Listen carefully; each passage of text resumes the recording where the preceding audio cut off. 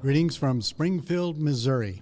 I'm Jon Konnerup, the Mission Director of the Baptist Bible Fellowship International.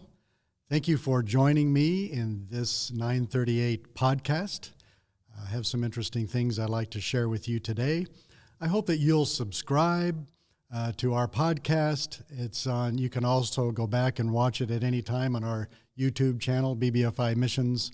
A lot of good information over the last year that we put together that you can go back and watch. And then coming up in the next few months, you're going to see a lot of really good things that we will present to you. Basically, all things missions. They'll be talking to you about missionaries and some of their ministries. You'll get to meet them. Things about the mission office, the services that we provide. Project 938, which we're real excited about doing again this year. So a lot of good things will be coming up, so I hope you'll continue to tune in on the 938 podcast. I think you'd agree with me today that we live in a very interesting and ever-changing world. Some of the things that we see changing are good, and some of the things are not so good. And so we need to be ready and able to see these changes, understand these changes, and make some adjustments that might need to be made, but at the same time, keeping the main things the main things. The BBFI philosophy has always been evangelism, discipleship, and church planning. We want to see people around the world through the efforts of our organization, our missionaries, our churches here in the United States. We want to see people come to salvation through Jesus Christ. That's the only way to go to heaven, according to the Word of God. And so evangelism is very important in our philosophy. The second thing that we see as very important is making disciples. That's really part of the Great Commission. Making disciples of those who become saved, who accept Christ as their personal Savior. And so we want to see that happen all around the world. In fact, included in making disciples is training national leaders. And so as people get saved and they get trained, then maybe they will feel led of God to go full-time in the ministry, and then they go out and witness to their own people in their own context and even start churches. And that's the third thing that's part of our philosophy is church planning. We want to see churches around the world started, planted, so that they can reach out into their own communities with the gospel. And we see the philosophy just continue to go from here and all around the world. In fact, we have around 600 missionaries right now in 81 countries who are doing these things of evangelism, discipleship, and church planning. So today, what I would like to do is to share 10 trends that we see, 10 of many trends that we see in our world today when it comes to world missions. The first one would be the decline of our missionary force, the decline of our number of missionaries. This is true of the Baptist Bible Fellowship and of many mission organizations, as I hear from different leaders and communicate with different ones. It's reported that over 40,000 missionaries have come off the field for retirement or resignation since the year 2000. 40,000, and very few have replaced them. That's in missions in general around the world. Why is this happening? Well, I think because in some of our churches, there's less challenge to surrender, less challenge to be committed, less challenge to serve God full time. And so we see fewer and fewer who are surrendering to go. At the same time, many mission organizations see their missionary force aging, getting older, and so they're retiring. They can't stay on the field anymore, maybe because of health reasons. And so we see those as for some of the reasons why we see the decline. Another reason is people are afraid to give their life to go serve in another country just because of the chaotic world we live in. Some places seem scary, and with COVID-19 and all these other things going on, it seems to be affecting people's minds when it comes to surrendering and going and serving. We see divisions among organizations or churches, and so there's a lot of, instead of having a strong organization, maybe there's different splits going on, and it just diminishes the efforts that you can put together. There's also some negative outlook on different aspects of missions, or a change of outlook. Maybe it's more of projects instead of sending missionaries. So there's some changes in that way. I'll talk about those a little bit. There's some people, some places where people are just kind of sitting back and they're tired, they're worn out, and are just waiting for the Lord to return. And so we don't see a strong effort and a strong push in getting missions and missionaries around the world. You could probably think of a few other reasons why we see the decline in missionary numbers. But this is one of the reasons why I came up with Project 938 and the 938 Challenge, challenging people to pray after what Jesus commanded us to do in Matthew 9 and verse 38, where he said, "Pray ye therefore the Lord of the harvest, that he would send forth laborers into his harvest." And so as I was sitting in an airport in 2017 in Asia, one of the largest airports in the world, watching people go by, and just from all over the world. There were some from Africa, Middle East, Europe, America, all over Asia, just walking by, going from one plane to another in transit. And I began to think, how in the world are we going to reach all of these people? Our missionary force is getting older. It seems like fewer are surrendering. What are we going to do?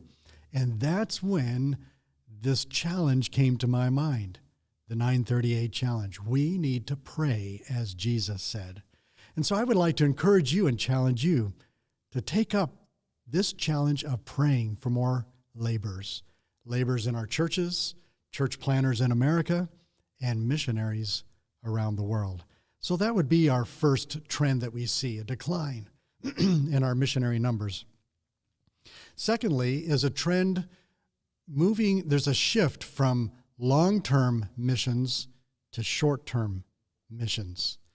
To reach the most unreached people with the gospel requires a long-term presence in that specific region or among those people. It's that long-term presence that you can show an example of a Christian life, that you can spend time training and teaching them, modeling an example of what who Christ is. And so it's important that you build those relationships. And to do that, it takes time. It takes time. Someone living the example of Jesus daily before those people. I think of Adoniram Judson. He was the first American Baptist missionary. He went to Burma after being hindered from going into India to work with William Carey, so he went on over to Burma. It took him 12 years to have his first 18 converts. Can you imagine? 12 years. It was a slow process. It was a hard process, but he stuck it out. He stayed there, and he continued to live before those people, and those people then began to know about Jesus Christ and trust in him. Judson translated the scriptures and even the first English-Burmese dictionary, both of which they are using today. It is said that every Christian in Burma can trace their heritage back, or their DNA back, to the early believers that Judson led to the Lord. That's the impact he had because he stayed there, because he was there long term. That's what happens when one stays long term. Let me give you a modern day example. I think of our missionary, Laverne Rogers. Laverne Rogers has been in Japan as a missionary for 71 years. Now, the average church in Japan, of all denominations, the average size is 23. Well, Laverne Rogers has a number of churches that are almost 400 in attendance. They're like mega churches there in Japan. And the reason why that has happened is because he was there long term and modeled the life of Jesus Christ, trained them, spent time with them, and was with them on a day-to-day basis for many years. That's what happens when you spend long-term on the mission field. And so it's interesting because at the age of 92, he started his last church on the field of Japan. Many missionaries tell me, as I've inquired, when did they really see their ministry begin to grow and really take hold in their country? And the majority have told me that around year 14 is when they saw things really take hold and people begin to grow and people begin to take responsibility of the ministry. So it takes 14 years sometimes before you can really see things become strong. For all the good that short-term missions does, it's really seldom that you see a strong and long ministry built just by short-term missions. Now, short-term missions is good. Mission trips are good because those can come alongside the career missionary and help their ministry enhance what they're doing. And that gives people an opportunity to then participate and see the work, but also they're just there for a short time. A growing trend that we see in this area is even career missions becoming much shorter. We're seeing career missions and people thinking it more of 5 to 10 years. Instead of a 71-year ministry, it's more coming down to 5 or 10 years. One of the largest mission organizations, the IMB, with the Southern Baptist, one of their statisticians told me that the average length of their missionaries on the field is 8 years. And so that's kind of the trend that we're seeing. So when I heard that a few years ago, I went and looked at our situation with our missionaries and what's the average length that our missionaries have been on the field. And we came up with 25 years.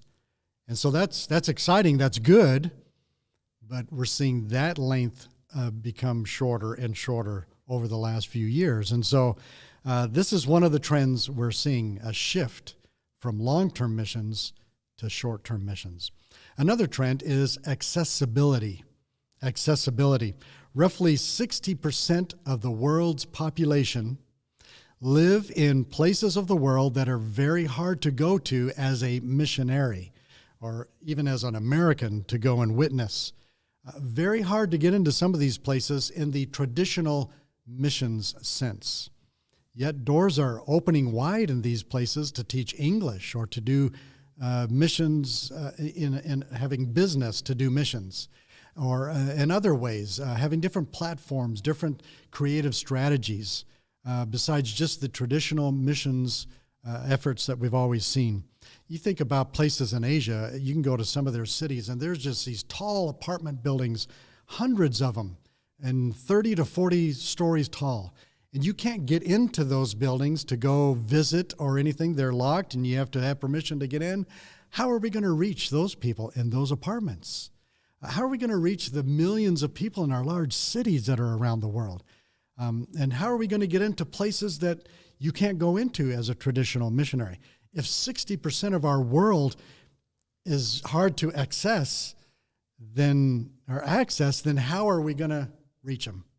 Well, one of the ideas that we have is our worldwide evangelism efforts online. This is something new that we're working on.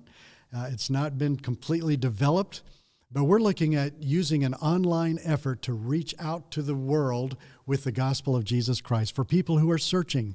And we find that as they get online, they are searching for answers. They're searching about what happens after life, what happens after death, life after death, what is there?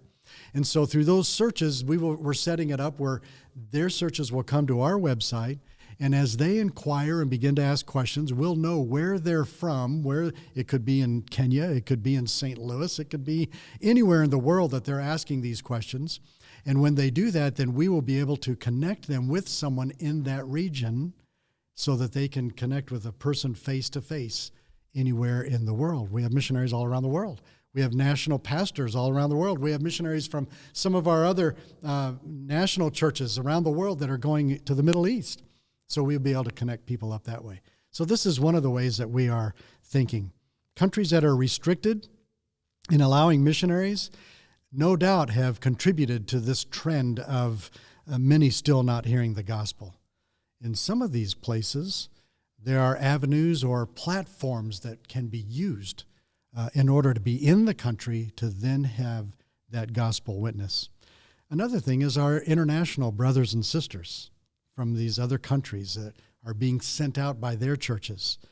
They can go into some of these places that Americans really can't, or can be more effective than an American can be. So it takes creative strategies and partnerships. The fourth trend that I see is the technology explosion. Technology explosion. We're experiencing this even in the mission office on ways on how we communicate with our social media, with our website, and these podcasts and all kinds of things that we're doing to just reach out into the world with the gospel, but also to encourage people to surrender to be missionaries and use our service center to help them answer God's call. And so we see technology has transformed travel, communication, and even training, giving more options and opportunities for training. Travel is much easier and quicker. Communication is much more simple. And then in training, there's so many more options and ideas and things you can do online and working with that. And you can train people in another country from right in your own home here in America. And so even our training with our advanced mission training for our new missionaries, we're looking at some options and ways that we can even do that differently that will enhance what we're doing. So technology explosion. I mean, I could spend a lot of time talking about that. Another trend is urbanization. Urbanization. Cities have become the hub of society as world populations are moving to cities. In the year 1900, 3% of the world lived in cities. And in the year 2050, they predict that 80% of our world's population will live in cities. That's urbanization. Cities are strategic places for spiritual engagement, which can then influence families and communities and then reach out into those countries from those cities. So they're strategic. They're very important for us to consider when we think of missions. Let me give you some facts about Africa. Maybe some things you already know, perhaps some things you don't know, but it kind of goes along with this trend of urbanization. Did you know that in Africa there are 54 countries? 54 countries. Some people I meet say, you're from the country of Africa. Well, it's not one country. It's a continent that has 54 countries.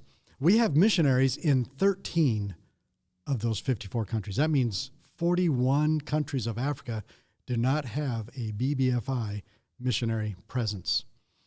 This is really interesting. Africa is bigger than China and India, the continental United States, and most of Europe combined. That's how big the continent of Africa is. It has more than 2,000 recognized languages. In 35 years, the population of Africa will double, and its under 18 population will increase by 2/3. And so in just a few years, we're going to see over 1 billion people under the age of 18 in Africa. 41% of the African population right now is under the age of 15. Now listen to this.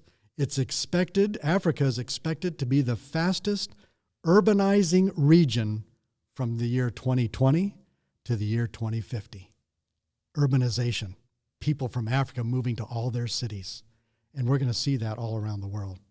The sixth trend that we see is immigration and migration. Millions of people are on the move around the world today, particularly they're migrating from underdeveloped countries or politically unstable places, and they're trying to get away from that into other places. While in transition, their great need provides great ministry opportunities. We have people who work with displaced peoples in different parts of the Middle East and other places. And so while they're in this transition time, a lot of times they are more open to hearing the gospel. Also, the world is moving to North America. A lot of people from around the world moving to Canada, moving to the United States. And so when they come here, this gives us an opportunity to reach out to them. We don't need to be afraid of them. We don't need to be angry at them, but we need to see this as an opportunity that God is making for us to reach them. Many times when they come away from their home setting or maybe their families and they come into a new country like this, they're much more open to hearing the gospel message that we can share with them. So they're far more open to considering the things of God. Number 7, reaching the unreached.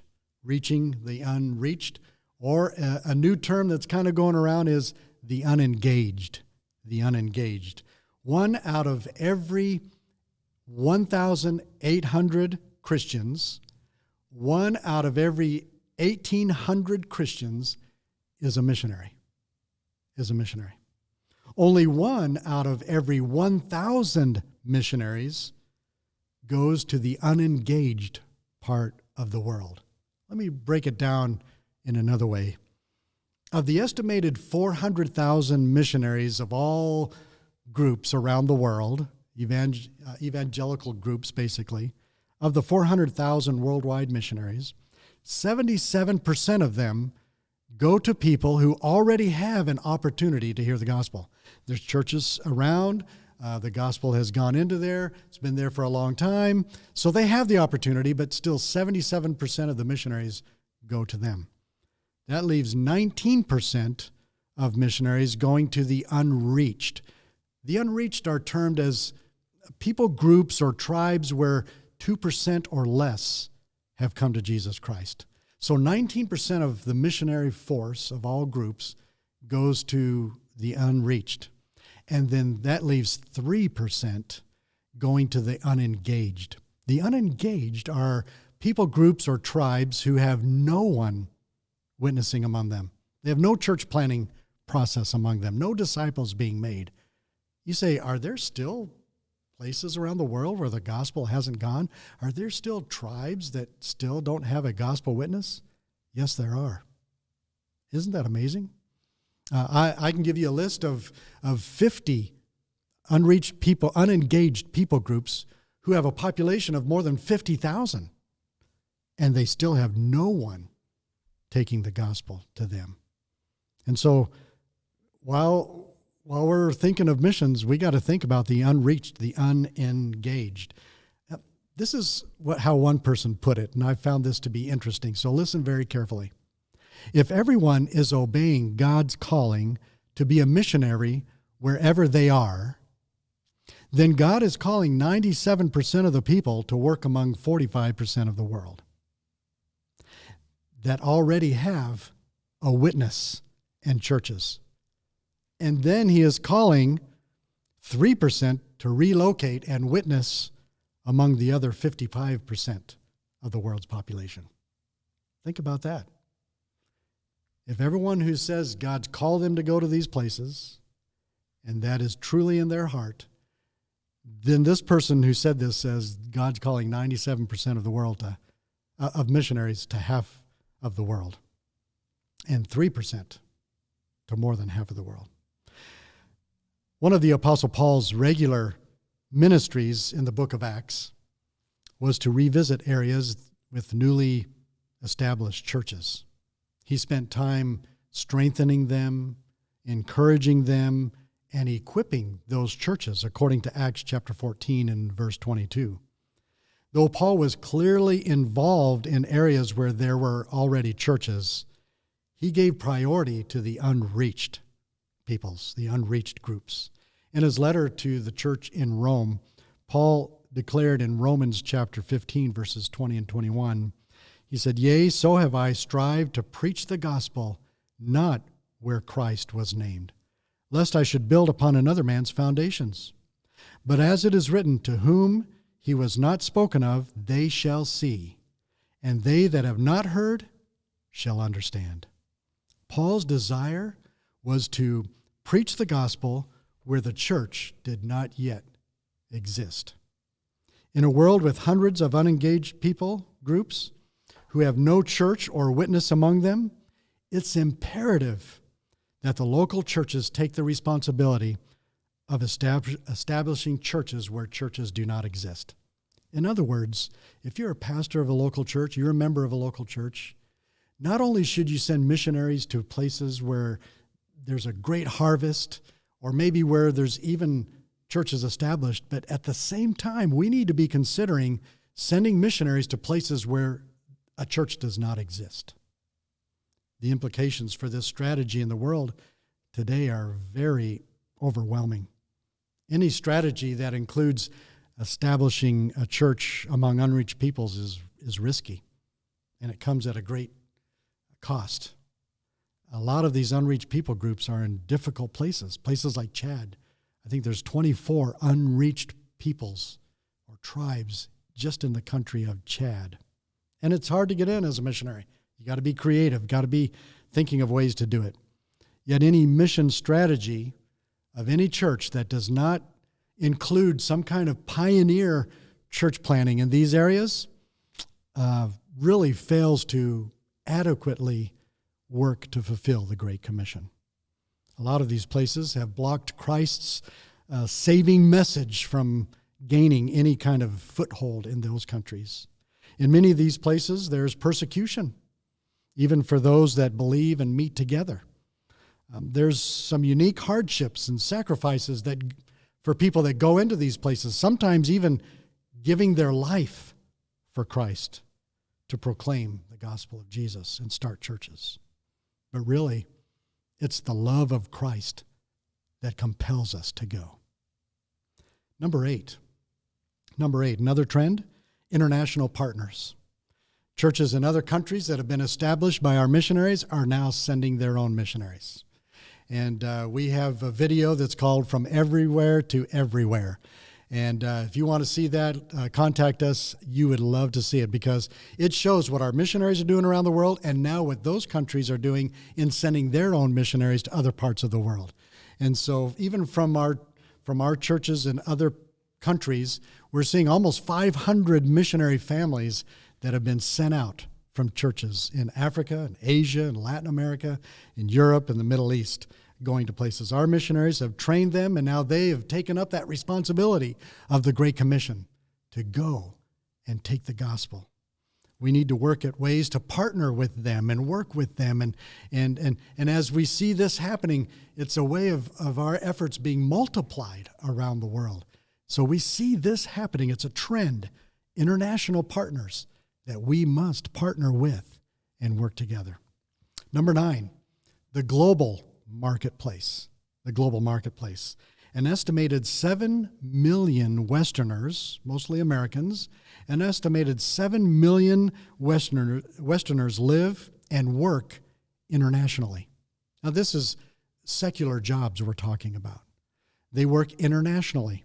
Many of them are Christians, Christ followers, but they lack the vision or the understanding for the gospel impact that they could have where they are, where they're living and where they're working. They haven't really understood the opportunities they have.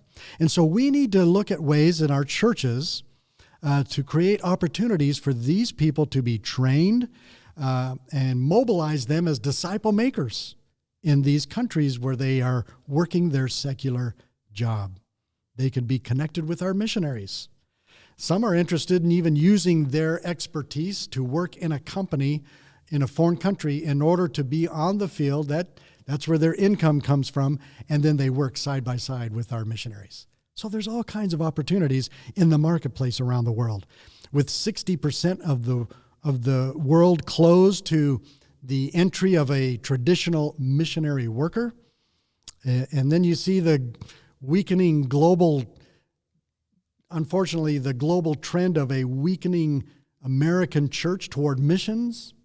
We need to be thinking of some of these strategies, these efforts that can complement our historic, traditional mission efforts around the world. And so we see the global marketplace, people already around the world Their jobs have taken them there.